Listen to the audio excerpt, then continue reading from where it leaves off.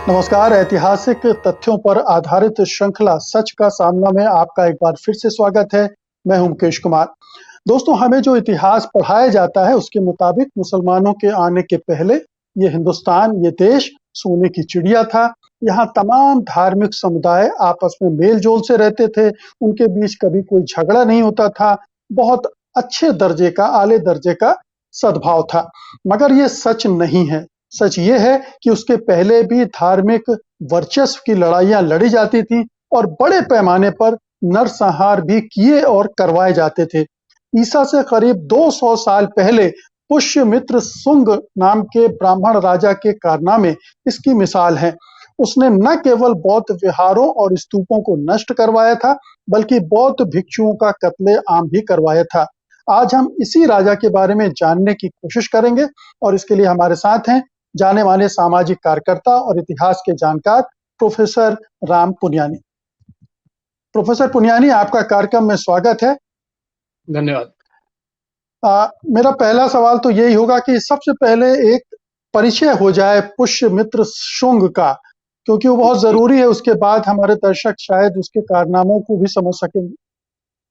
पहले तो इसकी पृष्ठभूमि देखना पड़ेगा कि सम्राट अशोक ने जब बुद्ध धर्म को स्वीकार किया और उसके बाद उनके राज्य का विस्तार भी बहुत हुआ उत्तर पश्चिम तक, क्योंकि उन्होंने जो नए तरीके अपनाए और उन्होंने बुद्ध धर्म को सरकारी सपोर्ट भी दिया और बुद्ध धर्म के प्रचार प्रसार के लिए दुनिया भर में प्रचारक भी भेजे। और उनकी जो नीतियां बुद्ध धर्म अपनाने के बाद आई, उसका एक बहुत बड़ा योगदान था उनके राज्य के विस्तार में, क्योंकि अब वो केवल लड़ाई में विश्वास नहीं रखते थे, केवल युद्ध में विश्वास नहीं रखते थे। वे बातचीत के माध्यम से कई राजाओं को उन्होंने अपने मातहत कर लिया। खैर, तो सम्राट अशोक की मृत्यु के बाद करीब 50 साल बाद उनके जब पौत्र थे, उनका नाम मैं भूल जाता हूँ, उनके पौत्र, उनके जो प्रधान सेनापति थे वो थे पुष्यमित्र शुंग। यानी पुष्यमित्र शुंग एक ब्राह्मण थे, सामवेदी ब्राह्मण थे। और जी, उसी समय पश्चिम की तरफ से कुछ हमले हो रहे थे, ग्रीक जी। और इन लोगों के। तो साम्राज्य में थोड़ी सी कमजोरी आ गई। उसका फायदा लेकर पुष्यमित्र शुंग ने बगावत की, सम्राट अशोक के पौत्र की हत्या की और वो खुद बृहद्रथ उनका नाम था शायद, बृहद्रथ बृहद, मौर्य। मैं जी, नाम भूल रहा था, बृहद्रथ मौर्य। जी। तो वो उनको उनकी हत्या करके वो सत्ता पर आ गए। और सत्ता पर आने के बाद पूरी तौर से जो ब्राह्मणवादी मूल्य थे उसके आधार पे उन्होंने अपने राज्य को चलाना चाहा। पहली बात ये बता दूं कि सम्राट अशोक के सत्ता पर आने से जो ब्राह्मण थे वो काफी दुखी थे, काफी नाराज थे। नाराज इसलिए थे कि सम्राट अशोक ने ऐसी बहुत सारी चीजें की जो मानवता के हिसाब से थी, बराबरी के हिसाब से थी। बुद्ध धर्म के मूल्यों पर उन्होंने चलने की कोशिश की, जगह जगह उन्होंने एडिक्ट्स लगाए। तो ब्राह्मण, और जो खास तौर से सबसे बड़ी बात कि सम्राट अशोक ने समता की बात की, जो बुद्ध धर्म का केंद्र है और ब्राह्मणवाद का केंद्र है विषमता, जन्मजात ऊंच नीच और गैर बराबरी। तो इसलिए ब्राह्मण काफी नाराज थे। वो पूरी व्यवस्था पर इस प्रकार से अपनी नाराजगी जाहिर की। और पुष्यमित्र शुंग आने के बाद उन्होंने पूरा इसका जो था बुद्ध धर्म के खिलाफ एक युद्ध छेड़ दिया। तो जैसा आपने बताया कि बुद्ध बुद्ध भिक्षुओं की हत्याएं करवाई गई, लोगों को हिंसा के लिए प्रवृत्त किया गया और उससे बहुत सारे बुद्ध भिक्षुओं का हत्या हुई। और इसका प्रमाण के रूप में मीनाक्षीपुरम के एक मंदिर में इसके अवशेष, इसके कुछ जो कहते हैं पत्थर पर बनाई हुई कुछ मूर्तियां हैं। कई बौद्ध भिक्षुओं ने ये देश छोड़ दिया। वो Myanmar, Sri Lanka, Thailand, China, Tibet, इन देशों में चले गए। और फिर पुष्यमित्र शुंग ने एक दूसरा काम जो किया, जो उनके लिए सबसे केंद्रीय काम था, वो था मनुस्मृति का लिखवाना। उन्हीं के दौर में, जैसे जो कॉमन इरा के करीब 185 साल पहले वो सत्ता में आए और उन्होंने एक ब्राह्मण को इसका काम दिया समाज के नियमों का बनाने का, और वही मनुस्मृति के रूप में सामने आया। उसमें वर्ण व्यवस्था और स्त्रियों का स्थान ये समाज में मुकर्रर किया गया। और दूसरा फिर उन्होंने इसी को आगे लेकर चलते हुए जो बुद्ध विहार थे उनको नष्ट करवाया, बुद्ध के जो स्तूप थे उनको नष्ट करवाया। यहाँ मैं आगे जाने के पहले एक आपको मुद्दा जोड़ देता हूँ। अभी राम मंदिर के बनाने के लिए जब उत्खनन नीचे हो रहा था, जब प्राइम मिनिस्टर जी ने वहाँ ये किया, उसके बाद जो खुदाई में कुछ अवशेष मिले और अवशेष में इन लोगों ने दावा किया, जो मंदिर बनवाने वाले हैं, कि देखिए वहां तो मंदिर के अवशेष मिले हैं। पर जो आर्कियोलॉजिस्ट ने स्टडी किया तो वहाँ जो पत्थर मिले लंबे, वो कसौटी पत्थर हैं और उसी प्रकार के पत्थरों का उपयोग अजंता और एलोरा में किया गया। तो उन्होंने बाद में एक कैंपेन के तौर पे जितने भी बुद्ध विहार थे और जितने भी बुद्ध स्तूप थे उनके खिलाफ उनको तोड़ने का काम चालू किया। एक तरफ से बुद्ध लोगों को बुद्ध धर्म के खिलाफ संघर्ष, बौद्ध भिक्षुओं को या तो मरवाना या वो यहाँ से भाग गए, और तीसरी तरफ से बुद्ध धर्म के जो यहाँ प्रतीक थे, सिंबल थे, वो उनको नष्ट करवाना।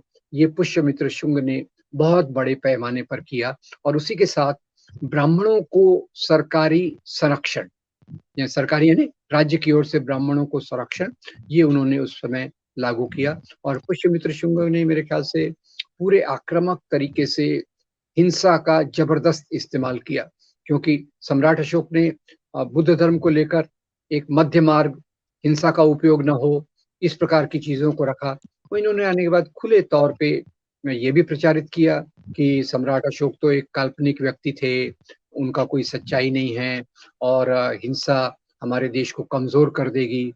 ये सब प्रचार उनके खिलाफ हुआ, जिसके अवशेष आज भी हिंदुत्व की विचारधारा में आपको मिलेंगे। तो उसकी सबसे बड़ी शुरुआत जो, और इसीलिए एक अंतिम पॉइंट यहाँ ऐड कर दूं कि डॉक्टर अंबेडकर यहाँ कहते हैं कि भारत का मुख्य इतिहास का अंतर्विरोध जो रहा है वो हिंदू और मुसलमानों का नहीं रहा है, मुख्य अंतर्विरोध रहा है बुद्ध धर्म और ब्राह्मणवाद का। क्योंकि डॉक्टर अंबेडकर बुद्ध धर्म के आने को, समता के सिद्धांतों के आने को एक क्रांति कहते थे, और उनकी जो पुस्तक है revolution and counter revolution in India, जो 3rd वॉल्यूम में उन्होंने लिखा पुष्यमित्र शुंग का आना ये प्रतिक्रांति था। प्रतिक्रांति हम जो समझते हैं, क्रांति यानी समता, प्रतिक्रांति का उलट था, क्रांति का के पूरा। जी। और इसमें यहाँ मैं दो संदर्भ में दे दूं। एक तो डॉक्टर अंबेडकर की इसमें लेखनी है, दूसरी कई लोग कहते हैं कि ये जो वर्णन है पुष्यमित्र शुंग के आक्रमण का, ये अतिशयोक्तिपूर्ण है। तो उसमें 17वीं शताब्दी में तिब्बत से एक बुद्ध भिक्षु आए थे, तारानाथ ने इनमें से बहुत सारी चीजों को स्वीकृत किया। और उसके बाद अभी अभी डॉक्टर उपिंदर सिंह की किताब जो एंशिएंट इंडिया पे आई है, उन्होंने आर्कियोलॉजिकल एविडेंस के हिसाब से बताया है कि सांची के स्तूप पर भी पुष्यमित्र शुंग ने हमला करवाया था। जी। तो यहाँ एक बैकग्राउंड आपने दिया है, मैं थोड़ा सा उसमें और कुछ जोड़ना चाहता हूँ कि जैन धर्म और बौद्ध धर्म के आने के बाद जो ब्राह्मणवाद फैला हुआ था, जिसमें कर्म कांड प्रमुख था, बलि प्रथा प्रमुख थी, ऊंच नीच जो था वो थी, और इसके खिलाफ इन दोनों धर्मों ने एक तरह का रिवोल्यूशन लाया। उनके विरोध में ये धर्म ने इस तरह से लोकप्रियता हासिल कर ली कि ब्राह्मणवादी धर्म को अपने लिए खतरा महसूस होने लगा। और इसके बाद सम्राट अशोक ने बौद्ध धर्म का जिस तरह से प्रचार किया, उसके बाद ब्राह्मणवादियों को अपना वजूद ही खत्म होता। लेकिन जैसे ही ये पुष्यमित्र जो खुद ब्राह्मण था, जिसने हत्या करके सत्ता कब्जा की थी, वो काबिज हुआ, तो ब्राह्मणों ने इसके साथ मिलकर एक पूरी धारा को उलटने की कोशिश की। तो ये 2-3 चीजें बताता है कि मैं जिसको उस संदर्भ में, आज के संदर्भ से जोड़ के देखना चाहता हूं कि धर्मों की आपसी लड़ाई, आपसी वर्चस्व की लड़ाई, ये उस समय भी वैसी ही थी। ऐसा नहीं कि 7वीं सदी में इस्लाम भारत आया और यहाँ पर ये धर्मों का आपस में टकराव शुरू हो गया।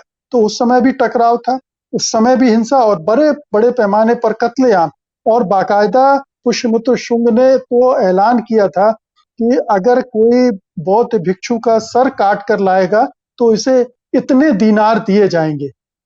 ये जी इस तरह की घोषणाएं राजशाही की तरफ से, राजसत्ता की तरफ से हो रही थी।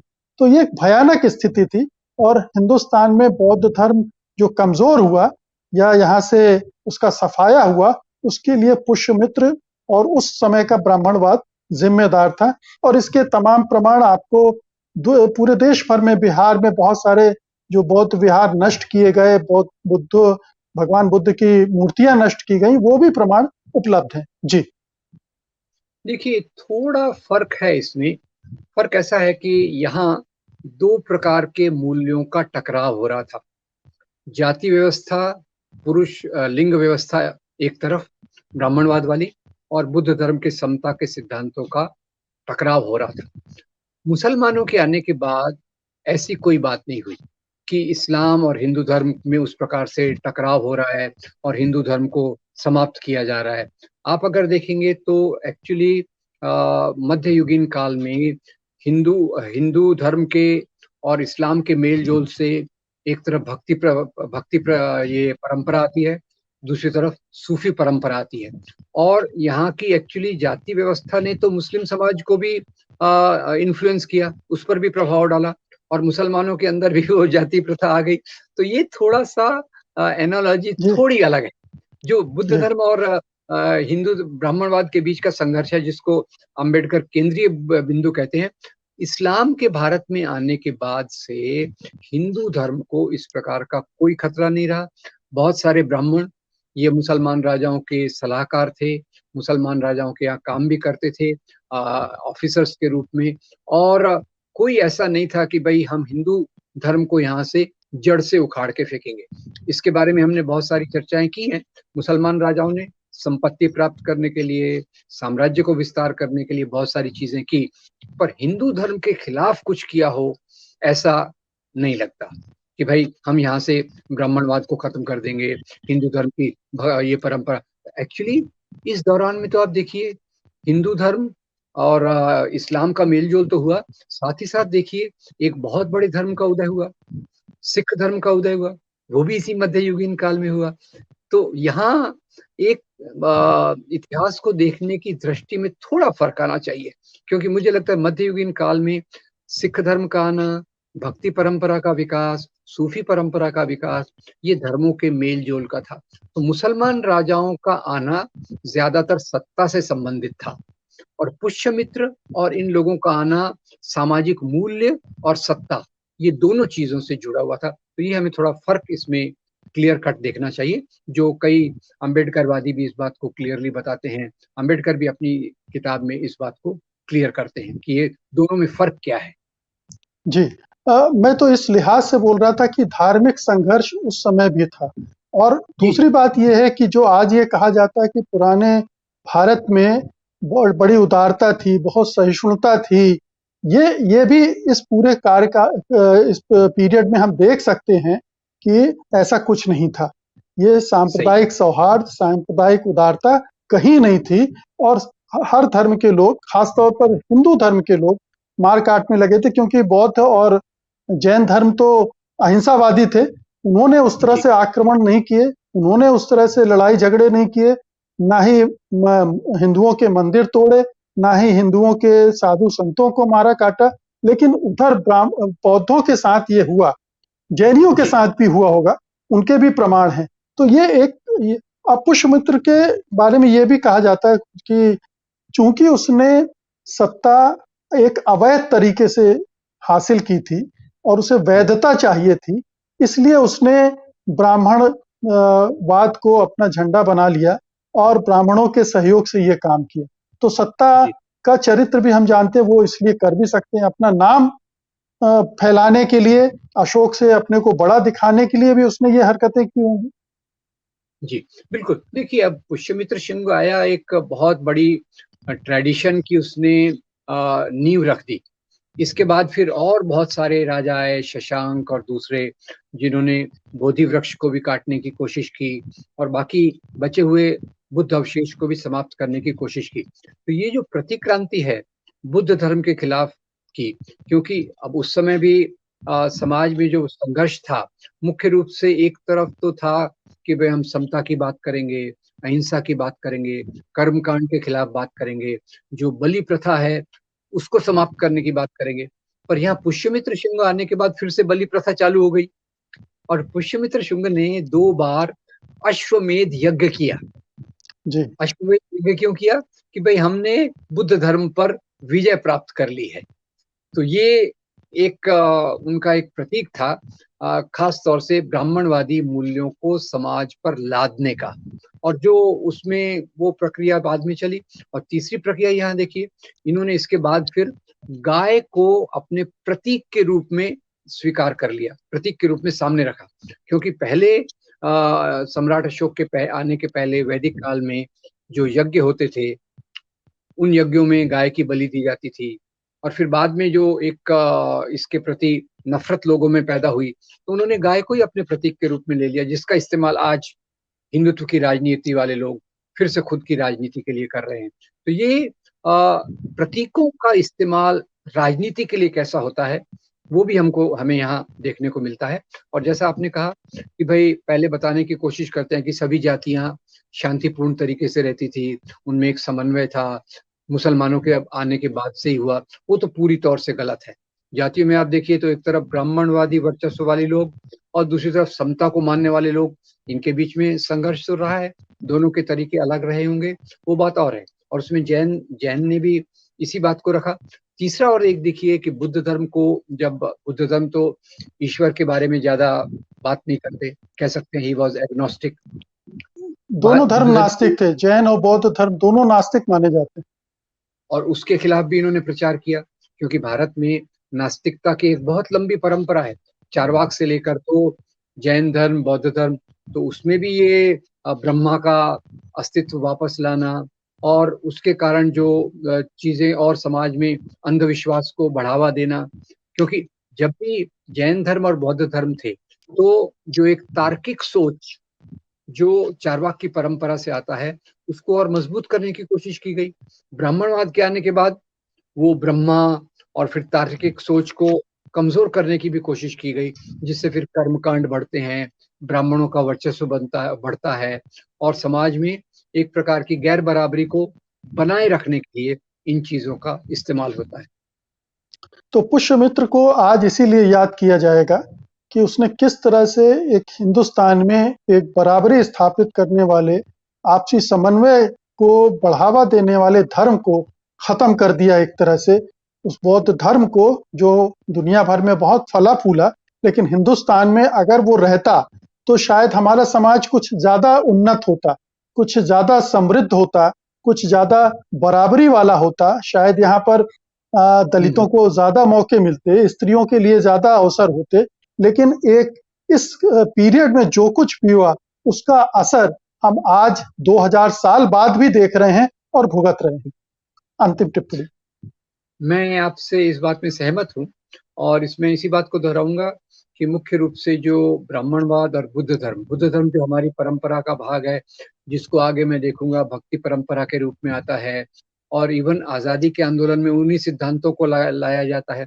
और डॉक्टर अंबेडकर ने भी बाद में जब संविधान बनाया, तो एक तरफ तो कहा जा सकता है कि फ्रांसीसी क्रांति के सिद्धांतों को उन्होंने लाने की कोशिश की, दूसरी तरफ भगवान गौतम बुद्ध भी उन्हीं सिद्धांतों को लेकर चल रहे थे, तो उन्होंने तो बौद्ध धर्म को इसी प्रकार से प्रधानता दी।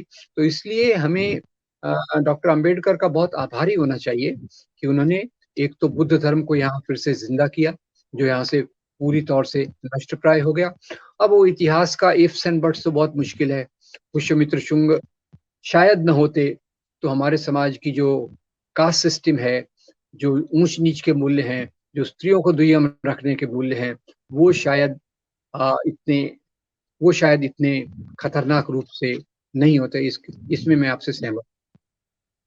बहुत बहुत शुक्रिया प्रोफेसर पुनियानी इस बातचीत के लिए, और धन्यवाद आप दर्शकों का भी। लेकिन निवेदन फिर वही कि पुष्यमित्र के बारे में अगर आपके पास कोई और जानकारी हो तो हमसे शेयर कीजिएगा, और अगर आप कोई और जानकारी हमसे चाहते हो तो वो भी कमेंट बॉक्स में जरूर लिखिएगा। इस वीडियो को ज्यादा से ज्यादा लोगों तक पहुंचाएं ताकि इतिहास की समझ लोगों में बढ़े, इतिहास का बोध बढ़े और इतिहास को सही परिप्रेक्ष्य में आज के संदर्भ में उसका आकलन करना, उसका इस्तेमाल करना भी वो सीख सके। बहुत बहुत शुक्रिया आप सबका, धन्यवाद, नमस्कार। सत्य हिंदी का ऐप डाउनलोड करें गूगल प्ले स्टोर पर।